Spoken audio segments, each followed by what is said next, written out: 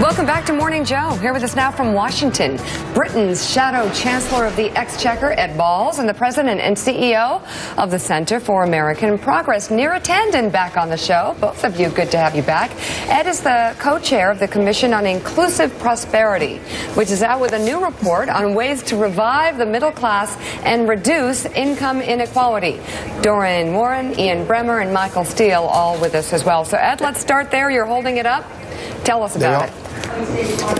Good to see you, Mika, and Happy New Year to everybody. Good to be back on the show.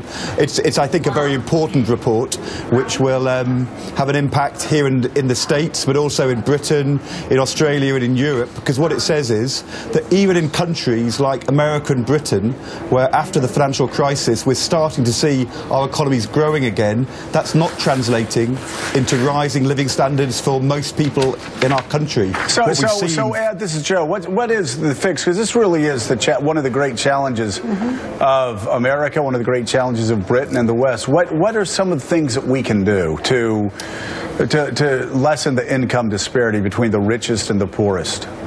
We say here a number of things which we can do which are common across our countries, although how we translate that into policy will be different in different countries. But we've got to make sure we have more good jobs. We've got to make work pay by making sure that we raise our minimum wages and have tax credits which make work pay. We've got to make childcare more affordable. We need more skills, but the kind of skills that employers want to hire, and we want in Britain more apprenticeships for our young people. We've got to back more science and innovation to get the good ideas, more long-term investment in our infrastructure, making the private sector and companies work in a more long-term way. And also internationally, we've got to cooperate to make sure the global tax system is fair, get the global economy growing, stop financial crises in the future, but also to make sure that we keep the international economy open, that we don't turn our face against globalization and trade, but we make it work in a way which doesn't only reward some people, but makes it work for working people. Unless we do that, Joe, I think you're right.